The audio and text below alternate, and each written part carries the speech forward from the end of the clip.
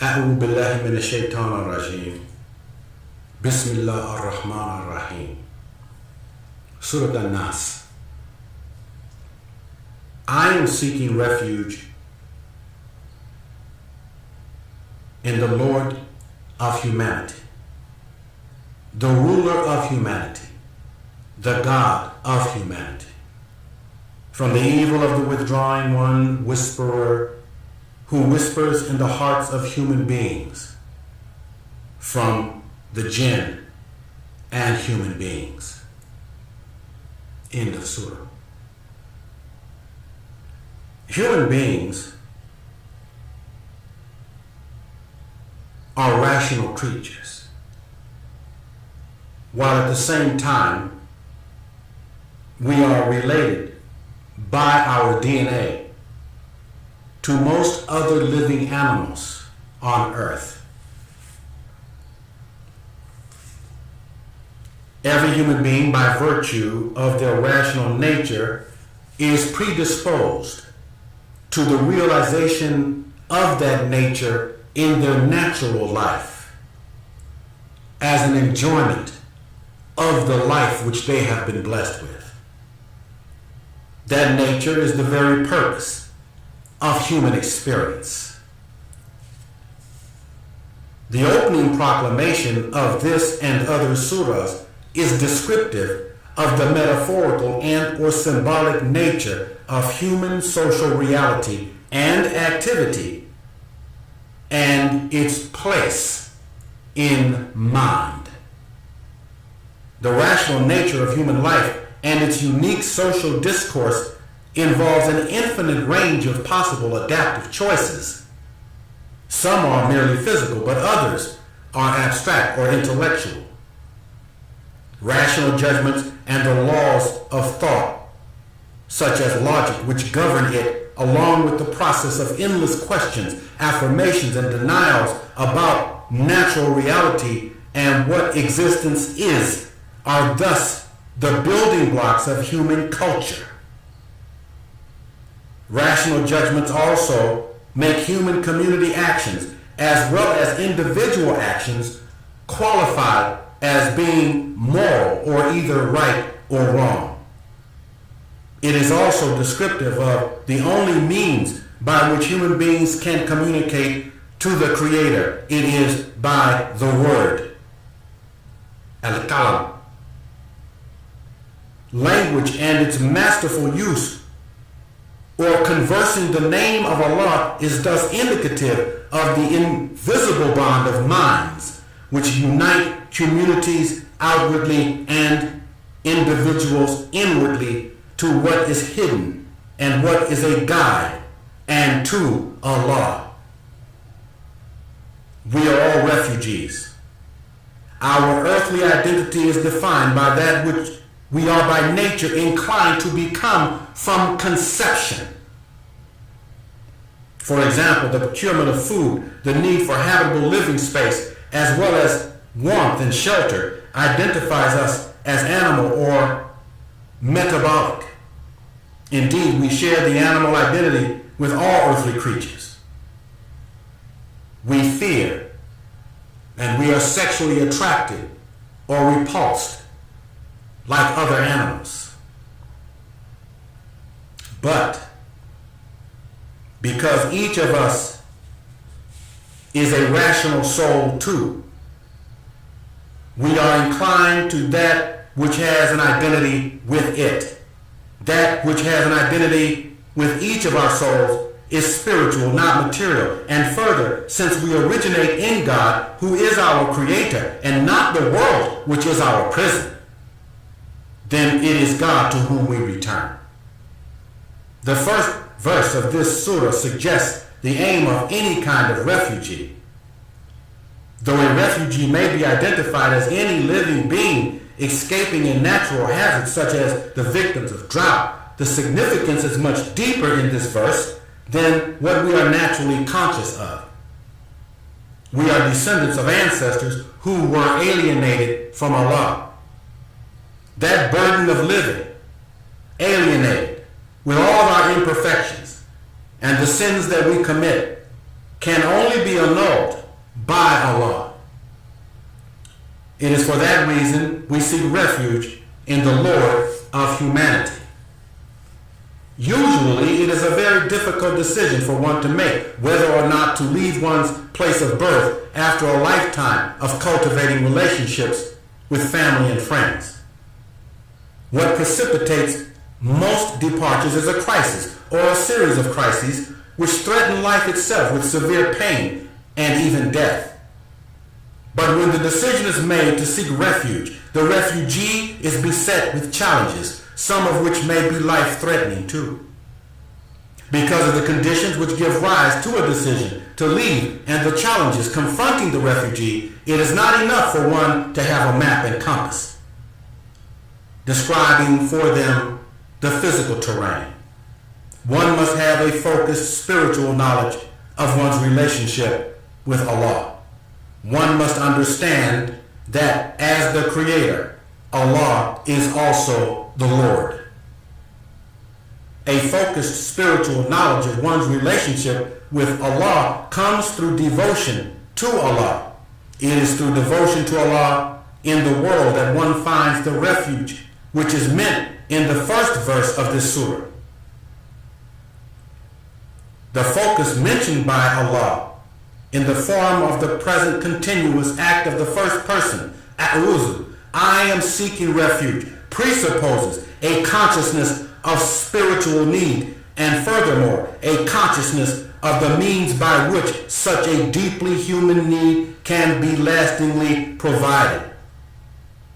The means by which we gain spiritual refuge is birabbi, which in English means by means of the cherisher and the sustainer.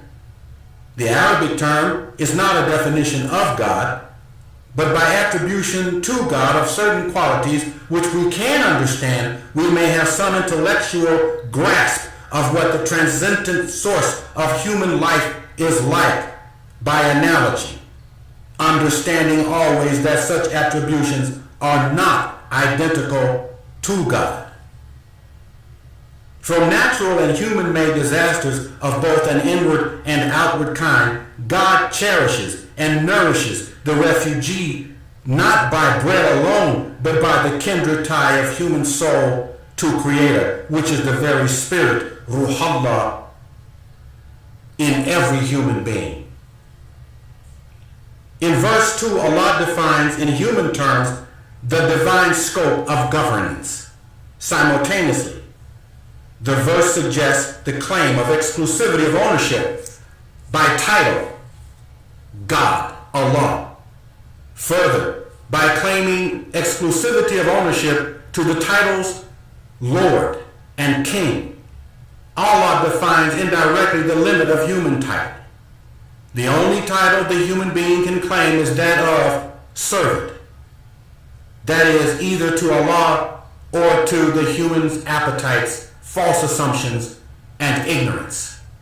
For it follows logically that if God owns exclusive title to king, then it is impossible for human beings who suffer spiritual alienation from God, intellectual privation, knowledge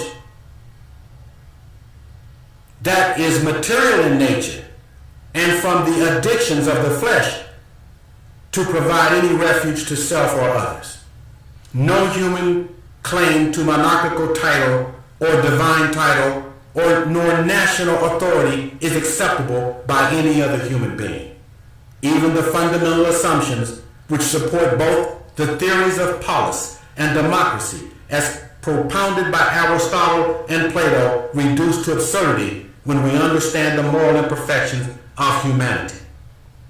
History affords us illustration after illustration of the destructiveness of human ideology and religion when human beings claim to be and act as ruler.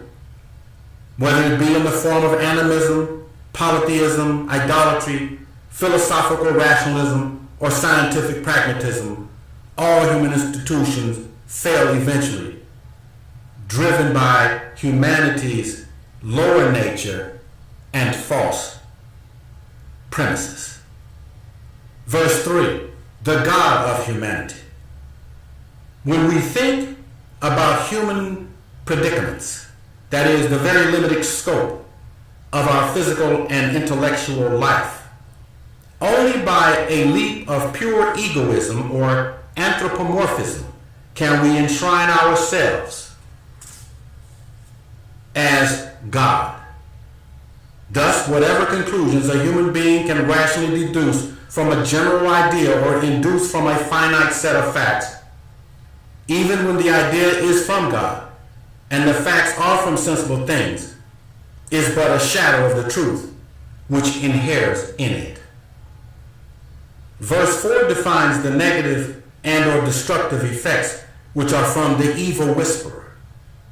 There is one fundamental truth for understanding evil in all of its worldly manifestations. Evil is always correlated with intelligence. One, therefore, should expect to find no evil among non-rational creatures, and conversely, one should expect to find a graduating scale of evil according to degree of rationality possessed by some other creatures. The prince of evil is Satan, Al-Khannas.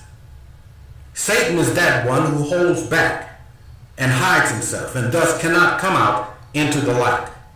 Satan suffers an absolute privation of light, both natural and divine. Therefore, Satan is absolutely dependent upon human depravity and or corruption for continued power in human minds and thus in the world. In verse 5 and 6, the agencies of evil are defined as wicked intelligences who blaspheme the name of Allah. They are both human and demonic, or souls imprisoned in darkness, some of whom have only a vicarious natural experience through corrupted human beings. Sometimes they work conjointly by incorporation, and at other times humans are the unknowing victims of wicked jinn, or people who by superior intelligence are able to prey upon more innocent but ignorant human beings. The minions of Satan compete no less than animals in the wild for hierarchical rank in Satan's domain. They are ranked by every kind of evil deed performed. They are rewarded with earthly pleasures in all forms. They are bound to Satan and have accepted the darkness of his hell. They have judged for themselves that power, fleshly indulgences, wealth, and prestige in this earthly life and in earthly empires to be of greater worth than the heavenly spirit life in the realm of divine light.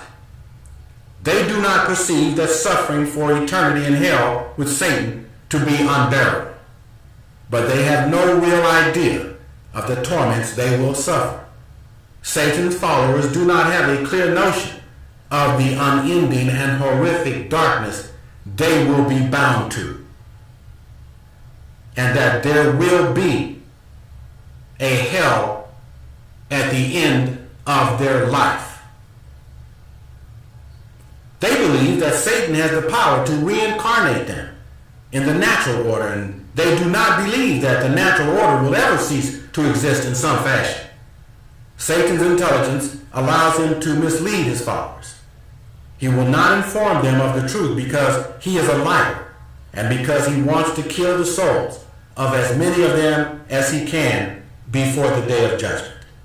The truth is that the natural order will end. All of the universes will eventually come to an end. And then what? It will leave only heaven and hell. No more sex, drugs, drink, opinion, power, and worldly rulership. Only the certainty of one's place in heaven or one's place in hell. They will then turn on Satan to kill him, but it will be too late. They will have neither a soul nor a body. Some will beg to Allah for forgiveness, but the distance between heaven and hell is such that not one prayer of their mornings will be heard in the divine realm of light, for to do so would disturb the blessed souls. The righteous will be in peace with Allah. All of them will be pardoned.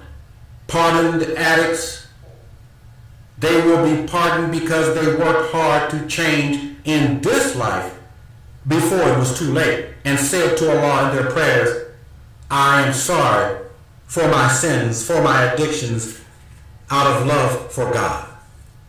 Allah will then be their friend and love them by attracting them to the divine essence for eternity, and will protect them throughout all eternity. They will forever be in His holy presence, and Allah for that first time will let them envision His hidden Iman. I am Dr. Stephen Nur Ahmed. Assalamu alaikum.